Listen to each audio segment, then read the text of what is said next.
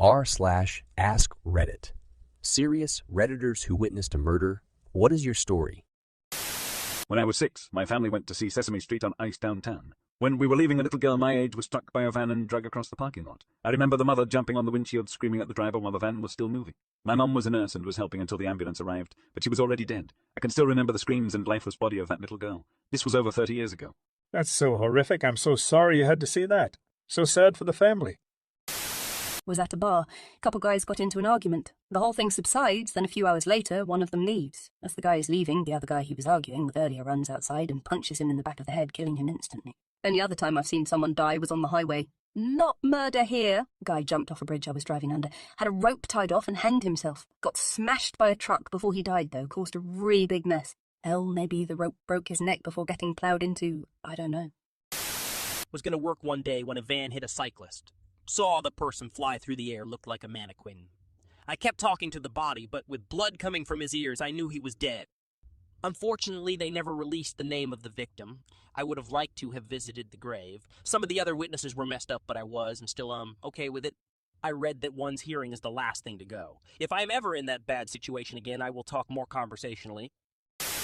I was around 8, 9 years old, and we were in a vacation village. While we were doing checkout with my family, my father was at the desk while we were waiting at the lobby couches. An argument broke out between two guys who were at the lobby bar. I actually don't know what it was about, because it was in another language. One of the guys grabbed a bottle, smashed it, and attacked the other one, hit him in the neck. That guy fell on the floor, and there were blood all over the place. My mother closed my eyes after that and took us out while other people get involved. Years later, I've learned that guy lost his life. I saw one guy try to dramatically break a beer bottle at a bar during a fight. He smashed it on the table, and instead of the end breaking off like in the movies, it broke down the middle and slashed his hand to hell. Blood was gushing. W, does anyone know what to do if there's glass in a gushing wound? I know you're meant to apply pressure otherwise, and you're not meant to take out the glass. Asking just in case it may be useful information. In the parking lot of a strip mall in Washington State, a guy walked into a jewelry store and did an armed robbery. Plainclothes security guard waited until the robber exited and shot the robber in the back. I was in a car, and I didn't hear the shot, but I did see him fall and some shoppers gathering around his body.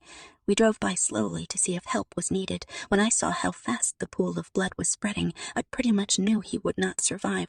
Was the security guard supposed to do that?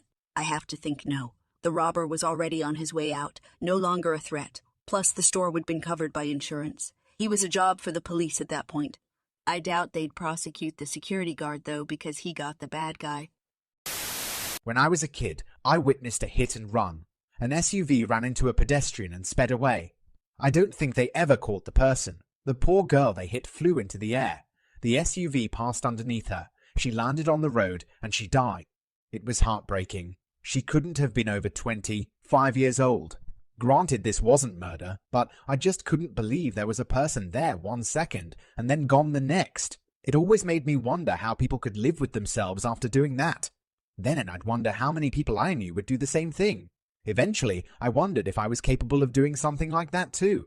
All it's made me realize is hypotheticals are dumb, because we really never are who we think we are. I also appreciate every year I get older. I've been hit by a car like that. Miraculously, I'm fine. But the guy didn't even stop to see if I was all right or dead or injured. He got caught and lost his license.